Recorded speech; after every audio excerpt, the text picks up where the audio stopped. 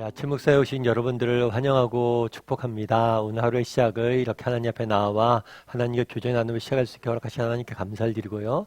또 이 시간을 통해서 하나님께서 우리 각 사람에게 꼭 필요한 은혜를 주실 줄 믿습니다. 특별히 오늘은 이번 한 주간의 마지막 날인데요. 하나님께서 우리 각 사람에게 또 특별한 은혜를 주셔서 잘 하루 마무리하고 또 힘차게 또 주말 맞이할 수 있는 그런 하루가 되었으면 좋겠습니다. 오늘은 사사입다라는 제목을 가지고 사사기 11장 1절부터 3절까지 말씀을 좀 살펴봤으면 좋겠습니다. 우리 먼저 1절과 2절 말씀 같이 한번 읽어볼까요? 같이 읽도록 하겠습니다. 길르앗 사람 입다는 큰 용사였으니 기생이 길르앗에게서 낳은 아들이었고 길르앗의 아내도 그의 아들들을 낳았더라. 그 아내의 아들들이 자라매 입다를 쫓아내며 그에게 이르되 너는 다른 여인의 자식이니 우리 아버지의 집에서 기업을 잊지 못하리라 한지라. 우리가 계속해서 사사기를 살펴보고 있는데요. 사사기에서 가장 중심되는 키워드는 뭐냐면 반복이에요. 반복. 계속해서 반복해서 이스라엘 백성들이 뭘 하는 거예요? 하나님 앞에 범죄하죠. 하나님 앞에 범죄하면 또 하나님께서 뭘 해요? 또 사사를 보내서 그들을 구원하게 됩니다. 오늘 본문의 배경에는 이스라엘 백성들이 다시 범죄하자 하나님께서 누구의 지배를 받게 하냐면 암몬 자손의 지배를 받게 해요. 그러자 이스라엘 백성들이 그 고통 가운데 또다시 하나님께 부르짖죠. 그러자 하나님께서 이번에 사사를 보내셔서 이번에도 이스라엘 백성을 구원하게 됩니다. 그런데 이번에 보낸 사사는 누구냐면 입다예요. 입다. 입다에 대해서 뭐라고 소개되어 있냐면 길르앗 사람이다 라고 소개되어 있습니다. 그런 다음에 뭐라고 표현되어 있냐면 큰 용사다 라고 표현되어 있어요. 이 큰 용사다라는 단어는 들어보셨죠? 이 단어는 기드온에게 하나님께서 사용하셨던 표현이에요. 그만큼 입다는 기드온처럼 그렇게 중요한 사사였고 중요한 인물이었음을 우리는 알 수가 있습니다. 그런데 재밌는 건 뭐냐면 입다를 누구라고 소개해요? 큰 용사라고 소개하고 있는데 그의 실제 모습은 이 큰 용사라는 단어와는 좀 어울리지 않는다는 거예요. 뭐라고 되어 있냐면 큰 용사다 라고 소개한 다음에 뒤에 곧바로 뭐라고 되어 있냐면 기생이 길르앗에게서 낳은 아들이니 기생의 아들이다 라고 표현되어 있어요. 특별히 그 당시에는 사실은 이스라엘 민족은 하나님께서는 일부 1처제를 허락하셨어요. 그런데 이방 민족의 그런 문화들을 받아들이면서 이스라엘 사람에게도 뭐가 등장하기 시작한 거예요? 일부 다처제가 등장을 하게 된 거예요. 특별히 기생은 우리가 흔히 말하는 첩보다 낮은 지위예요. 그래서 거의 아내로서 아들로서의 자격이 없는 상태를 의미하는 거예요. 그래서 기생의 아들이라는 것은 그만큼 입다가 어떤 존재라는 거예요? 출생적으로 문제가 있다는 거예요. 출생의 배경이 없다는 거죠. 그러면 이것은 단순히 출생만의 문제가 아니겠죠. 그 삶의 배경이 굉장히 모든 것을 결정하던 시대였어요. 그래서 결국엔 어떻게 됩니까? 그가 그 주변에 있는 아들들이 뭐라 했다고 그랬어요? 입다를 쫓아냈다라고 이야기를 했어요. 그래서 오늘 본문에 보면 재밌어요. 큰 용사라고 소개하고 있어요. 그런데 큰 용사인 입다가 누구라고요? 기생의 아들이에요. 게다가 어떤 사람이요? 쫓겨나서 마을 밖으로 쫓겨나서 공동체에 쫓겨나서 마치 불황자처럼 여기저기를 떠다니는 그런 사람이었다고 떠돌이였다라고 성경은 소개하고 있는 겁니다. 뿐만 아니라 3절은 이렇게 되어 있죠. 3절도 같이 한번 읽어볼까요? 같이 읽겠습니다. 이에 입다가 그의 형제들을 피하여 돕당에 거주하매 잔류가 그에게로 모여와서 그와 함께 출입하였더라. 여기 잡류라고 되어 있는데 잡류는 나쁜이라는 의미가 아니에요. 나쁜 의미가 아니라 이거는 소외된 이란 뜻이에요. 그래서 입다 주변에 또 사람들이 모였어요. 그런데 이 사람들 전부 다 뭐예요? 사회적으로 소외된 사람들.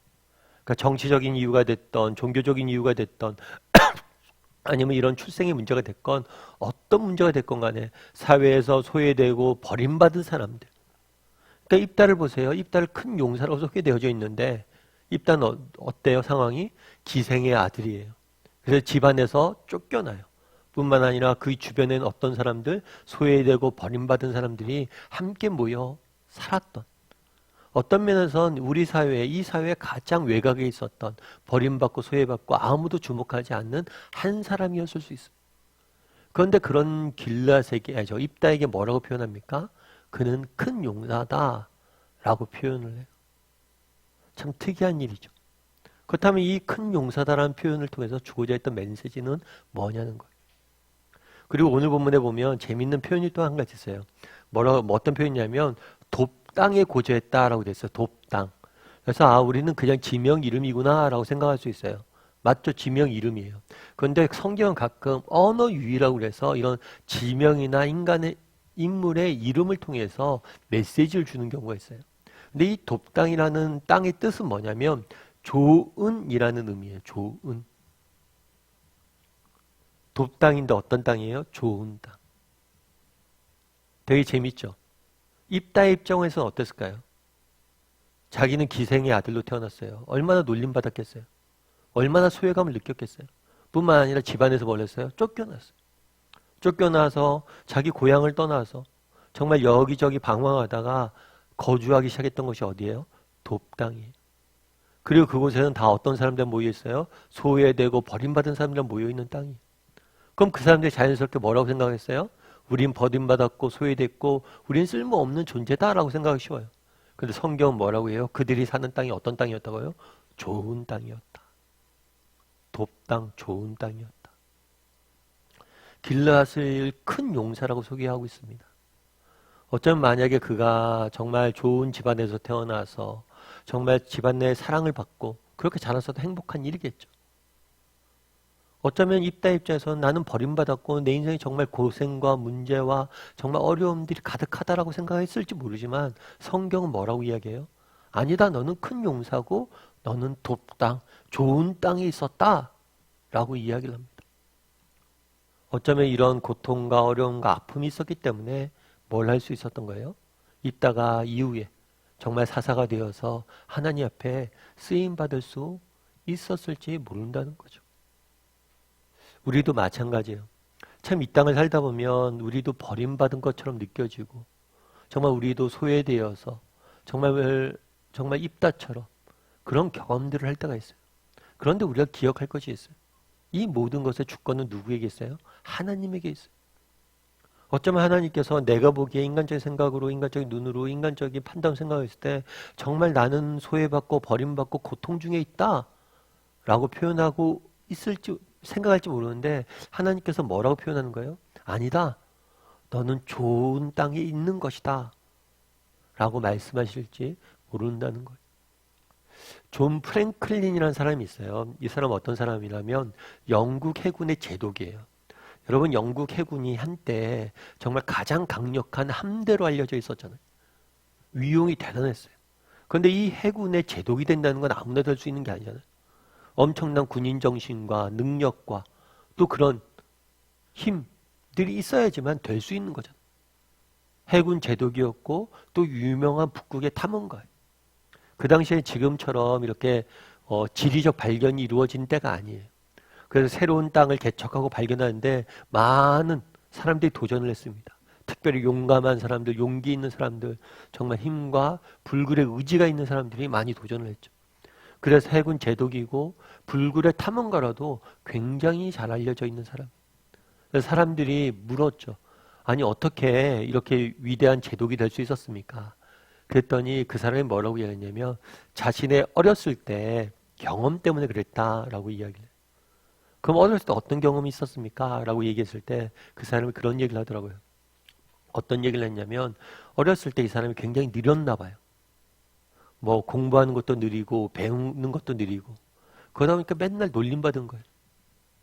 맨날 느리니까 딴 사람들 뭐 구구단 다 배우는데 하나도 못 외우고 딴 사람들 알파벳 다 아는데 하나도 못 외우고 뭐 지능만 늦은 게 아니라 행동도 느리고 모든 게 느린 거예요. 그래서 학교나 친구들에게 늘 따돌림 당하고 놀림받고 그랬대요. 물론 그 과정에서도 자기를 믿어준 어머니와 친구 한 명, 이 두 명을 제외하고는 다 그렇게 놀렸던 거죠. 그런데 자기가 어렸을 때 이렇게 느리다라고 놀림받았는데 이것이 내게 너무나 큰 도움이 됐다고. 무슨 도움이 됐습니까? 라고 하니까 자기가 느렸는데 느리다 보니까 뭘 했냐면 사물을 천천히 바라보고 그것들을 분석하고 그것들을 기억하는 그런 훈련이 됐다는 거예요. 그런데 어렸을 때 그 느리다는 경험들, 느리다고 놀림받았던 그 경험들, 그때 경험했던 그 사물을 천천히 바라보고 분석하고 경험하고 인내하는 이것이 자기가 군인으로서 또 탐험가로서 성공할 수 있는 가장 큰 바탕이 됐다는 거. 어쩌면 어렸을 때 그렇게 놀림받고 이런 기억들이 아픈 경험일 수 있죠. 하지만 아픈 경험이 아픔으로 끝나지 않았다는 거. 그날의 입다의 이야기를 왜 적어놨습니까? 입다의 입장에서는 어쩌면 아픈 경험이었을 거예요. 하지만 그렇지 않다는 거예요. 그 아픈 경험 가운데서도 뭐예요? 하나님께서 입다를 빚어가고 계셨고 이후에 준비하고 계셨음을 보여주고 있는 거예요. 우리도 마찬가지예요. 우리 이 땅을 살다 보면 우리에게도 입다와 같은 경험들을 할 때가 있습니다. 힘들고 어려운 시절들이 있을 수 있고 고난의 시절들이 있을 수 있고 버림받은 시절들이 있을 수 있어요. 그럼 내가 왜 하나님께 왜 내가 정말 하나님을 믿고 하나님을 향해 나가는데 왜 내게 이런 것들을 했는가 허락하셨는가 궁금할 때가 있을 거예요. 그럴 때 하나님의 응답은 뭐예요? 돕당이에요. 돕당. 네가 좋은 땅에 있다. 내가 힘들고 어렵지만 이걸 통해서 너를 다듬고 있다. 그런 여러분들 믿음을 가졌으면 좋겠어요. 정말 우리가 힘들고 어려운 시기를 지내고 있죠. 하지만 이곳이 돕당이고 하나님 나를 빚으실 것이다. 그리고 이 시간들을 통해서 우리를 더욱더 아름답게 사용하실 것이다. 이런 믿음을 가지고 또 오늘 하루 살아갈 줄 아는 또 한 주간 또 잘 마무리할 줄 아는 저와 여러분이 되기를 주님의 이름으로 소원합니다.